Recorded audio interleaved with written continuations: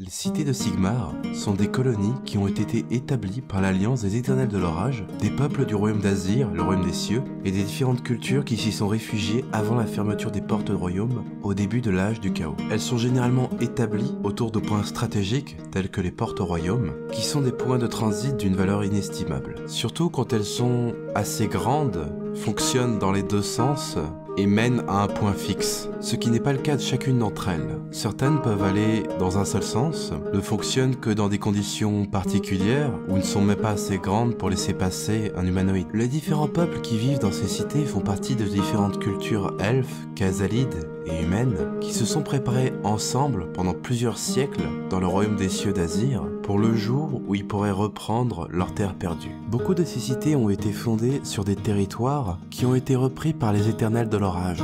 C'est d'ailleurs pour ça que certaines cités portent une partie des noms de leurs hosts en leur honneur. L'une des plus célèbres et plus influente de ces cités est la cité jumelle d'Amerol, ou le Hall Marteau, qui a été nommée ainsi en l'honneur de l'hoste doré des marteaux de Sigmar. Elle doit son surnom de cité jumelle à la porte de la faille de l'orage, qui a été reprise du contrôle des Oruk, qui la considéreraient comme la bouche de Corcamorca, et la considèrent donc comme un lieu saint. C'est pourquoi beaucoup de Wag, régulièrement, affluent vers Amerol afin de la reprendre. Cette porte connecte le royaume du feu d'Akshi au royaume de la vie de Giran.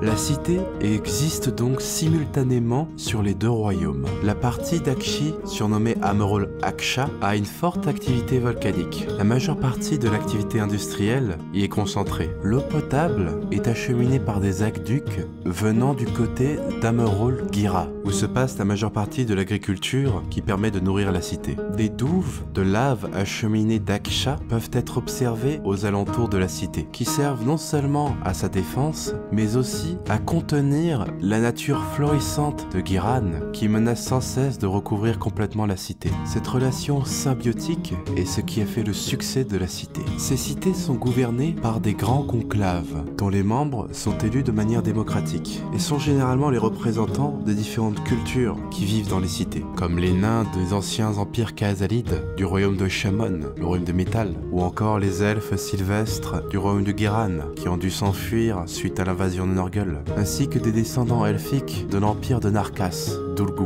le royaume des ombres, qui sont réputés pour instiguer beaucoup d'activités criminelles dans les différentes cités. Mais tant qu'ils répondent présents à l'appel de la guerre, leurs activités sont tolérées. Tout ce mélange de races et de cultures a donné naissance à certains organismes mixtes, comme l'Arsenal de Fer-Brasure, une guilde d'ingénieurs humains, nains, voire même elfiques, qui produisent la plupart de l'artillerie et des armes à feu, et même des machines telles que les immenses forts de rouages, qui patrouillent les alentours des cités, qui sont généralement des régions sans loi ou sécurité. C'est pourquoi la plupart de la population préfère se concentrer dans les cités elles-mêmes, ce qui crée malheureusement dans certaines cités de fortes surpopulations avec des bidonvilles ayant de très mauvaises conditions de vie et très peu d'opportunités d'avenir pour leurs habitants. Cette situation a créé l'initiative des croisades éophores, d'immenses expéditions visant à créer de nouvelles colonies dans les royaumes. Ces expéditions vont généralement transporter des métallis, d'immenses îles flottantes qui peuvent être tirées, sur lesquelles se trouvent des structures et des constructions préfabriquées afin de pouvoir établir des cités le plus efficacement et le plus rapidement possible. De par la nature sauvage des royaumes